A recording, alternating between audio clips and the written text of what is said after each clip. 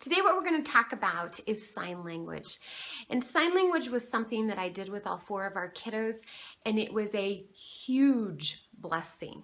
Huge blessing. And let me tell you why it helped with our kids. First of all, it gave them a language before they had the words.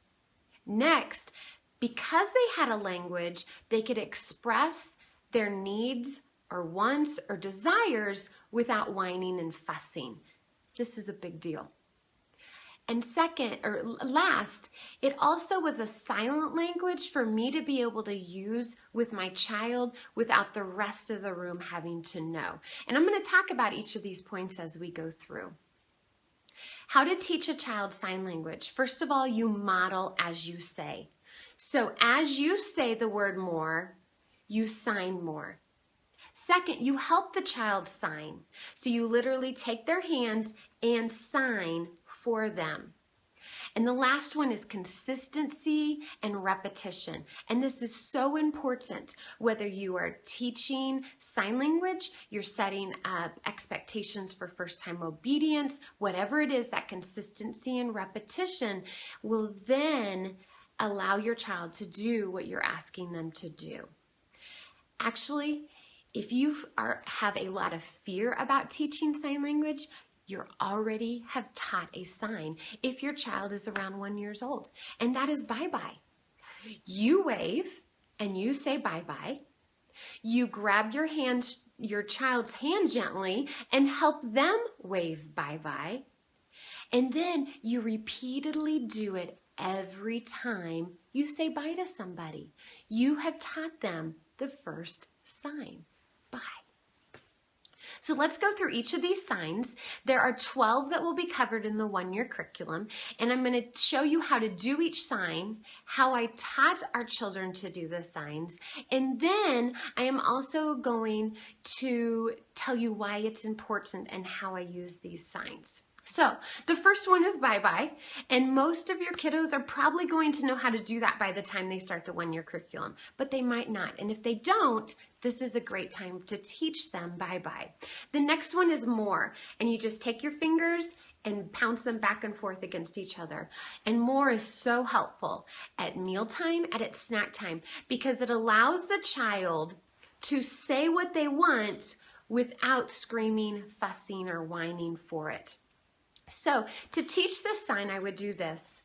When the child is not exhausted and when the child is not extremely hungry, just a little bit hungry, set them down in their high chair or in their chair and place some Cheerios out of their reach or another snack food out of their reach.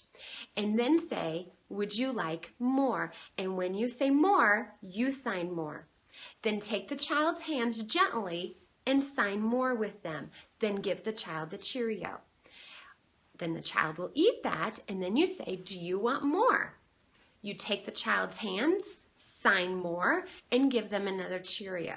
Now, this can last as long as the child is tolerating it, as long as the child still does want more. When they start to squirm, they don't want any more snack and the learning session is over. But you repeatedly do that activity until the child is then signing more on their own. And you don't give them any more until they have signed for it. Now again, you don't want to do this when the child is extremely hungry, and you don't want to do this when the child is tired because it's too much for the child to handle at that time.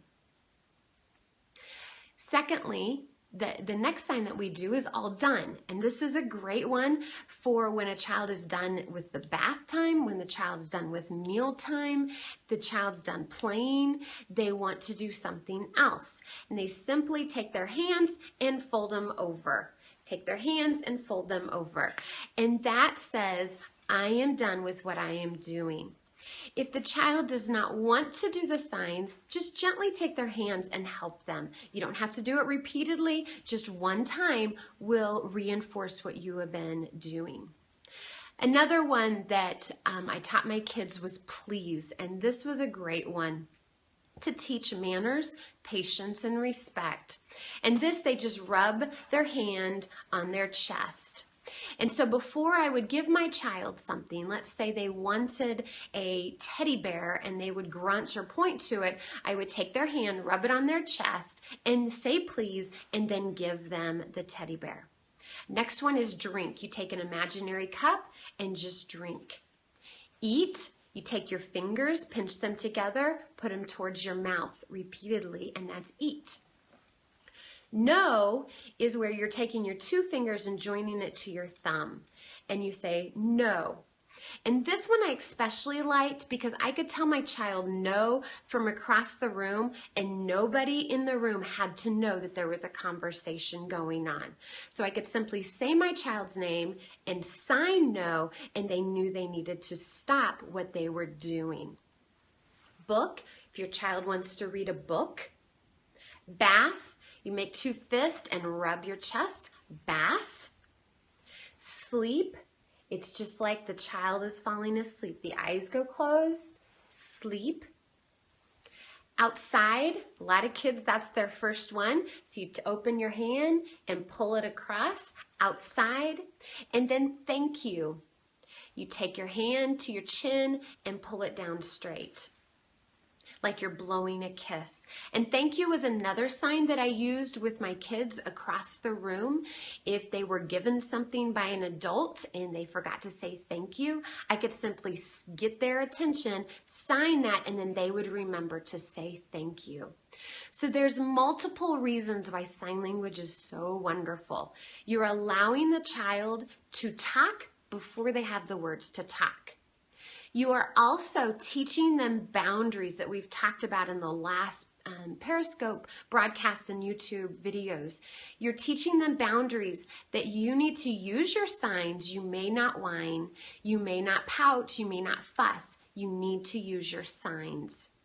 And then last, you're creating a secret or silent language between you and that child to remind them to do something or to remind them not to do something without the entire room having to know. My signs are not perfect at all.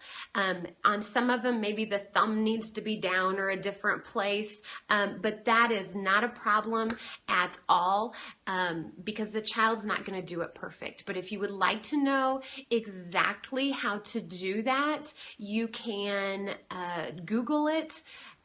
Let's say you want to know the sign for more, Google more sign language or sign language more, and you'll get a video and you can find out exactly to hold your hands. I'm just giving you the idea.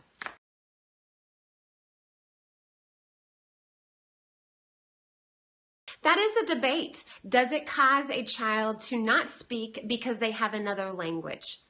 And most of the information and the research that I have read, actually, it encourages the child to speak sooner because they realize when I use my words, whether sign words or real words, that they are able to communicate and the adult knows what they want. Also, I encourage you when you sign to say the word as you sign. So when you say more, sign more, and help the child by signing more and saying the word for them.